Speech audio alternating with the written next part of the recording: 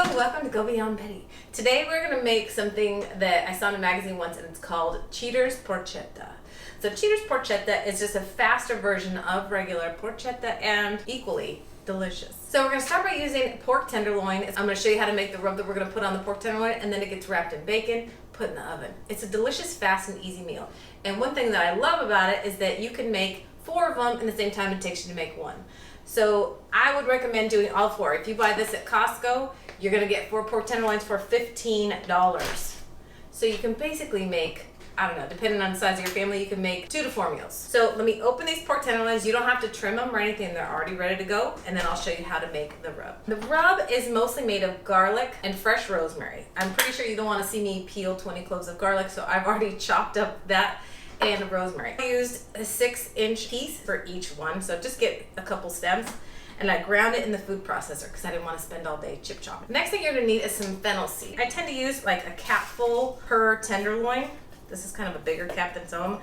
And you don't have to do this step, this is just a little bit of extra. But I find that a lot of spices, they're not always stale, but they aren't as fragrant. So if you really want to kind of get the most bang for your buck out of them, I just beat them up a little bit. I could have thrown these in the food processor too. That would have been fine. So I'm just gonna whack it for a second. And try not to spill. Pour those in. Then with 4 tenderloins, as usual, I use 1 teaspoon of salt per pound. I'm gonna call it 6 teaspoons of salt. And I just do a rough measure with my hand. Hey buddy. And then quite a few good cracks of pepper. Give this a little mix. And then we're gonna be adding a lot of olive oil to this, which will help thin it all out. I probably have, I don't know, under a half a cup here. I'm gonna use all of it. As much as I can get in there. I probably needed a bigger container, but that's okay. So the drier ingredients like the fennel is gonna start to absorb the olive oil, and it'll keep your pork really moist while it's cooking. Oh, lovely, lovely. And I know this seems like a lot, but it is a lot of meat, and it fully seasons it. It's delicious. And the other thing I love about this is after we wrap these up, I like them to sit for probably at least a half an hour before I cook them. You can just freeze them. You can freeze them 100% ready to go, and then throw them in the fridge the night before, bake them off the next day for dinner. So it's like you've already done the work. You know me, I love that. All of this is going on all of these. This is where we become close friends. All right, rub it all over the meat as evenly as you can. Now I need my sleeves pulled up again. Okay, good enough. Now, the best part. This is a meal that men love. Why? It's wrapped in bacon. You don't have to secure this at all because the olive oil and all the seasonings are gonna make it stick. Tommy, can you pull my sleeves up? 4 strips of bacon per pork tenderloin, but give them both a really good yank. Mommy! Thanks, babe. Perfect. All right, one done. And this bacon, it's the low sodium bacon from Costco. I don't like to use a thick cut bacon with this. I do find that it doesn't quite get as done as you would like it to get. We are gonna roast these in the oven at 425 degrees, which is honestly probably my favorite temperature to roast things. So you can do a whole sheet pan of roasted potatoes at the same time. Now your potatoes might take an hour. This is gonna take 40 to 45 minutes because it might be a pound and a half, it might not be. So just depending on the size of your pork. Check that the internal temperature is 145 degrees. So I'm gonna finish wrapping these around, and then I'll show you how I package them up for the freezer, and then we'll pop one in the oven. Because it's just the 2 of us, I don't need all 4 of these. And these are actually a wonderful thing to give away as gifts. It is the holiday season. If you give somebody one of these, they just have to throw it in the oven. It'll make their day. So I like to use press and seal. I find it works the best.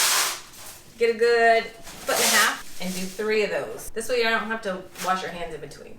2, 3. Throw them on there on an angle. Make sure you, kind of just like a burrito, honestly. Tuck in the sides, wrap it tight. The bacon stays on there really well because of all the seasoning, so fast forward, fast forward. If you don't think you're gonna get to these for more than a month, after they're all sealed like this, put them in a gallon Ziploc bag, then I'll just stay a little bit more protected in the freezer. And again, just put it in the fridge overnight and bake the next day. 3 easily fit in a gallon Ziploc bag, and they're already individually wrapped. Don't just shove them all in a bag because then you won't be able to separate them. So make sure you separate them first and then throw them in the bag. We are ready to go in the oven. I've had this in the fridge for about 3 hours. You can put it in any kind of pan. This is my Smithy. I love this. It's actually Tom's. He just gave me a look.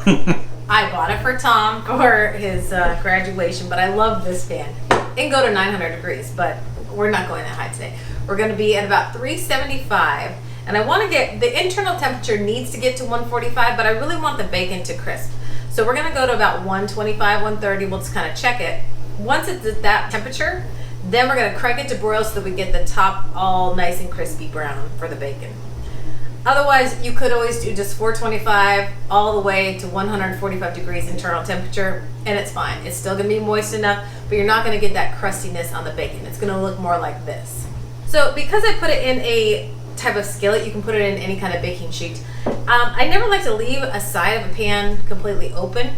This is going to leach out some fat from the bacon, and there is olive oil in it, but I don't like to leave it bare. So I am going to throw in a couple bulbs of garlic. There's so many things you could do with roasted garlic.